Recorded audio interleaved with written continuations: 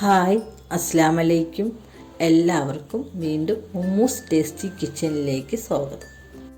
ഇന്ന് നമ്മൾ തയ്യാറാക്കാൻ പോകുന്നത് ടൊമാറ്റോ സോസാണ്. അത് എങ്ങനെ നല്ല ഹെൽത്തിയായി ടേസ്റ്റിയായി നമുക്ക് വീട്ടിൽ തന്നെ തയ്യാറാക്കാൻ നോക്കാം. നമ്മുടെ കുട്ടികൾക്ക് ഭയങ്കര ഇഷ്ടമുള്ള സാധനമാണ് സോസ്. ഇനി വീട്ടിൽ തന്നെ ഉണ്ടാക്കി കൊടുക്കാം. നമുക്കിനി എങ്ങനെ സോസ് തയ്യാറാക്കാൻ നോക്കാം.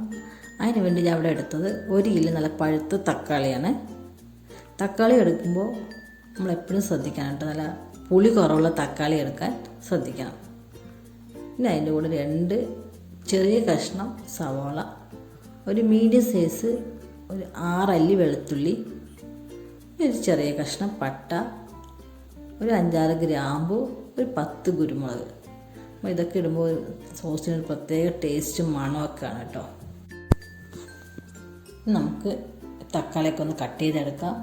പിന്നെ തക്കാളി കട്ട് ചെയ്യുമ്പോൾ നമ്മൾ എപ്പോഴും ശ്രദ്ധിക്കേണ്ടത് അതായത് നെറ്റിയുടെ ഭാഗം എപ്പോഴും ഒന്ന് കട്ട് ചെയ്ത് കളയണം കേട്ടോ. കാരണം നമ്മൾ മരുന്നൊക്കെ അടിക്കുമ്പോൾ അതിലാണ് ഈ മരുന്ന് തങ്ങി നിൽക്കാമെന്ന് പറയുന്നത് കേട്ടിട്ടുണ്ട്. അതുകൊണ്ടാണ് സോസിന് മാത്രമല്ല എന്ത് തക്കാളി കൊണ്ട് എന്ത് വിഭവം ഉണ്ടാക്കുകയാണെങ്കിലും ആ നെറ്റ് ഭാഗം കളയാൻ നിങ്ങൾ ശ്രദ്ധിക്കണം.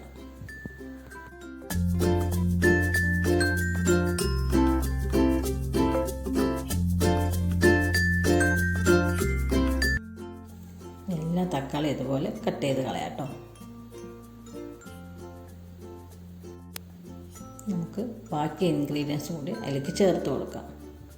ഇതെല്ലാം ഇതിൻ്റെ കൂടെ തന്നെ വേവിക്കണം കേട്ടോ. നമുക്കിതെല്ലാം അരച്ചെടുക്കാനുള്ളതാണ്. അപ്പോൾ ഒന്ന് ചെറുതായി ഒന്ന് തിളച്ചാൽ മതി കേട്ടോ. കൂടുതൽ വേവൊന്നും വേണ്ട. ഒരു 2-3 തിളച്ചാൽ നമുക്കിത് ഓഫ് ചെയ്യാം കേട്ടോ. കൂടെ കുറച്ച് വെള്ളവും ചേർത്ത് കൊടുക്കാം. അടിക്ക് പിടിക്കാതിരിക്കാൻ വേണ്ടിയിട്ടാണ്. കൂടുതൽ വെള്ളം ചേർക്കണ്ട കേട്ടോ. ഞാൻ അടച്ചൊന്ന് സ്റ്റവിൽ ഒന്ന് തിളപ്പിച്ചെടുക്കാം. പിന്നെ സ്റ്റവ് ഓണാക്കിയിട്ടൊന്ന് തിളപ്പിച്ചെടുക്കാം. അടച്ച് മൂടി വയ്ക്കണം കേട്ടോ. ഇടയ്ക്കൊന്ന് ഇളക്കി കൊടുക്കാൻ ശ്രദ്ധിക്കണം. ഇപ്പോൾ നന്നായി ഒന്ന് തിളച്ചിട്ടുണ്ട്. ഇനി നമുക്ക് സ്റ്റവ് ഓഫ് ചെയ്യാം. ഒരു പ്ലേറ്റിലേക്ക് തക്കാളി മാത്രം ഒന്ന് മാറ്റി കൊടുക്കാം കേട്ടോ. ഒന്ന് ആറി കിട്ടാൻ വേണ്ടിയിട്ടാണ്. നമുക്ക് തണുത്ത ശേഷമേ നമുക്ക് മിക്സിയിലൊന്ന് അരച്ചെടുക്കാൻ പറ്റുള്ളൂ. ചൂടോടെ കൂടി ഒരിക്കലും മിക്സിയിലിട്ട് അരയ്ക്കാൻ പാടില്ല കേട്ടോ. ആ ചൂട് കൊണ്ട് അങ്ങനെ മിക്സിൻ്റെ മൂടി അങ്ങനെ തുറന്നു വരും. അതിന് നമ്മൾ ശ്രദ്ധിക്കണം. ഒന്ന് പ്ലേറ്റിലിട്ട് നന്നായി ഒന്ന് ആറാൻ വയ്ക്കാം. എല്ലാ തക്കാളിയും ഒരു പ്ലേറ്റിലേക്ക് മാറ്റാം. വെള്ളം കളയേണ്ടതില്ല. വെള്ളം നമുക്ക് സോസിലേക്ക് ഒഴിച്ച് കൊടുക്കാം. ഇനി ഈ തോലൊക്കെ ഒന്ന് റിമൂവ് ചെയ്യാം. ആറിയ ശേഷം മിക്സിയിലേക്ക് ജാറിലേക്ക് ഇട്ട് കൊടുക്കാം. നന്നായി ഒന്ന് തരിതരിപ്പില്ലാണ്ട് അരച്ചെടുക്കാം കേട്ടോ.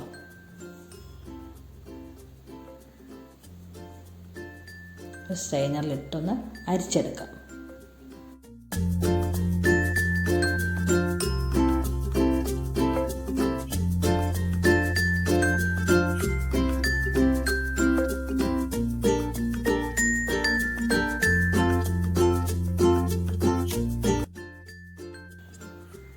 ഈ സമയത്ത് നമുക്ക് നമ്മുടെ മാറ്റി വെച്ച വെള്ളവും ചേർത്ത് കൊടുക്കാം.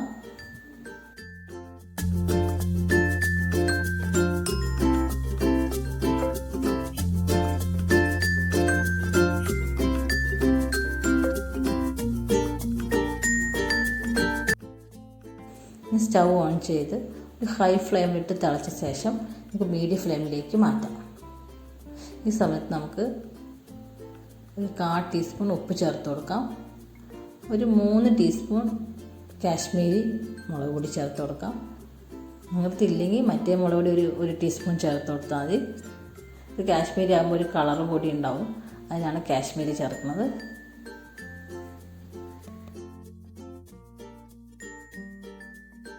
നമ്മുടെ സോസ് ഒന്ന് വറ്റി തുടങ്ങിയിട്ടുണ്ട്. ഈ സമയത്ത് നമുക്ക് ഒരു 3 ടീസ്പൂൺ പഞ്ചസാര ചേർത്ത് കൊടുക്കാം. ഒരു 3-4 ടീസ്പൂൺ വിനാഗിരി. നമ്മളിത് ചേർക്കുന്ന ആകെ ഒരു പ്രസവിറ്റ് വെച്ച വിനാഗിരി മാത്രമാണ്. പുളി നോക്കിയിട്ട് ചേർക്കണം കേട്ടോ. കുറച്ച് മധുരം കുറവുണ്ട്, കുറച്ചും കൂടി മധുരം ചേർത്ത് കൊടുക്കാം.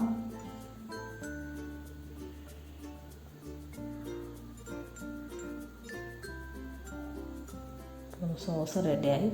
ഒരു 5 മിനിറ്റും കൂടി ഒന്ന് നമുക്കൊന്ന് ഇളക്കി കൊടുക്കാം. ഈ പരുവാകുമ്പോൾ നമുക്ക് ഓഫ് ചെയ്യാം കേട്ടോ. പിന്നെ ഇത് ഫ്രിഡ്ജിൽ സൂക്ഷിക്കാനാണ് നല്ലത്. നമ്മൾ വേറെ പ്രിസർവേറ്റീവ് ഒന്നും ചേർക്കുന്നില്ല. നമ്മൾ ആകെ ചേർക്കുന്ന പ്രിസർവേറ്റീവ് വിനാഗിരി മാത്രമാണ്. ഒരു നനവില്ലാത്തൊരു ജാറിലേക്ക് മാറ്റി കൊടുക്കാം. എന്നിട്ട് ഫ്രിഡ്ജിൽ അടച്ചു വെച്ചാൽ ഒരാഴ്ച വരെയൊക്കെ നിൽക്കും കേട്ടോ. പുറത്ത് വയ്ക്കുകയാണെങ്കിൽ ഒരു 3-4 ദിവസം, അതിൽ കൂടുതൽ നിൽക്കില്ല. നല്ല കളറുള്ള നല്ല ടേസ്റ്റിയുള്ള നമ്മുടെ സോസ് റെഡി ആയിട്ടുണ്ട്.